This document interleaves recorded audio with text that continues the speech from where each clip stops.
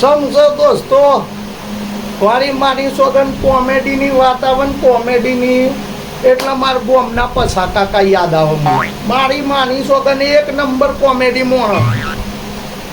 એકવાર મારો જો પછો કાકો મારી જોડે આવ્યો, મને કે ચમસા દીપા અમે કયું કાકા બરાબર છે મજામાં છું. તો કે હેડ ને માર હંગાત સિટીમાં માર કોમ છે. તો હારું સિટીનું નામ પડ્યું યાર, એટલે આપણે તો તૈયાર થઈ ગયા, આપણે તો ફરવાના શોખીન. તો મૂન પછો કાકો રિક્ષામાં બેસીને સિટીમાં ગયા. અમારા ગામથી લગભગ 15-20 કિલોમીટર સિટી થાય. તો મૂન પછો કાકો વાતો કરતા કરતા સિટીમાં ગયા. હવે કરમ સંજોગ ભાઈ, કરમ સંજોગ મારી માની સોગન તે રિક્ષાવાળા એક કોમ્પ્લેક્સ આગળ ઊભા રાખ્યા અમને. તો કે ભાઈ આવી ગયું સિટી ઉતરો. પશો કાકો હરક પદુરો. તે પશો કાકો ઉતર્યો. ઉતર્યો જેવા કોમ્પ્લેક્સ ઉપર નજર પડી પશો કાકો આમ મેલ થઈ ગયો. એટલે મેં જોયું મૂકો શું થયું પસા કાકા. એટલે આમ ટકી ટકીને બોર્ડ ઉપર લખેલું વાક્ય વાંચ્યું અને પાછો રિક્ષા એની એ રિક્ષામાં કે દીપા હાલના હાલ હેર ઘેર. એટલે મેં કીધું હું છે કાકા. કે ના ના તું હાલના હાલ ઘેર. મેં કીધું કાકા હાલ તો આપણે આવ્યા છીએ, હજુ તો સિટી ફરવાની છે, ખરીદી કર. મને કહે ના પેલા ઘેર હેડ પાછા આવીએ આપણે સિટીમાં. એટલે હું હારો વિચારમાં પડ્યો. હું તો હજુ તો સિટી પગ નહીં મૂક્યો કાકો. એવું તો હું ભૂત ભૂત ભારી ગયું તો હું તોય હું તો હેર જવા દે મરવા દે. પછો મારો કાકો છે કે પાછા અમે તો એની એ રિક્ષા સ્પેશલ કરાવી મારા પસલાએ.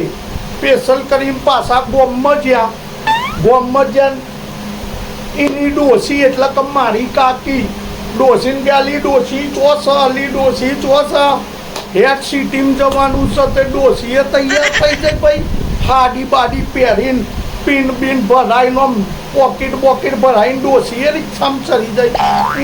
હું વિચારમાં પડ્યો તો હશે કદી કાકો આ કાકીને લેવાનું ભૂલી ગયા હોય ને યાદ આવ્યું હોય એટલે પાછા એમનું કોઈ વાંધો નહીં.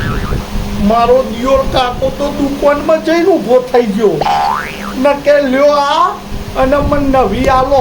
એટલે હું આહરો ટેન્શનમાં આવ્યો. કોઈ કાકીને આલીને હું નવું માગે છે.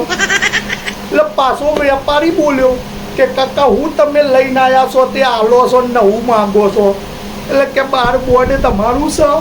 એટલે કે ઓવર કે એમાં લખ્યું એ તમારું છે.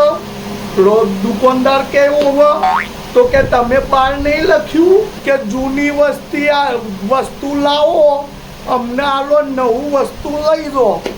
ત્યાં આ જૂનું થઈ ગયું છે લઈ લ્યો પૈસા ને નવી પેટી પેક હારી હોરવરની આલો.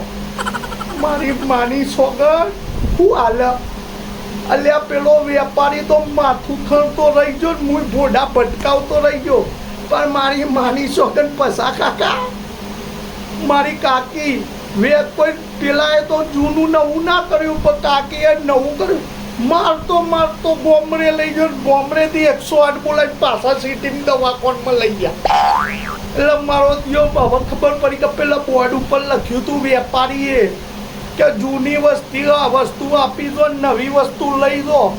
મારો દિયો પસલો કાકો અવરું સમજો. એટલે પહેલા તો કોઈ દુકાનો મળતા છે પછી મારે જ ખાઈ.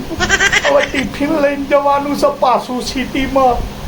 કાકાને દાખલ કર્યો છે. કાકીએ બરાબર ના ધોઈલા પકડે.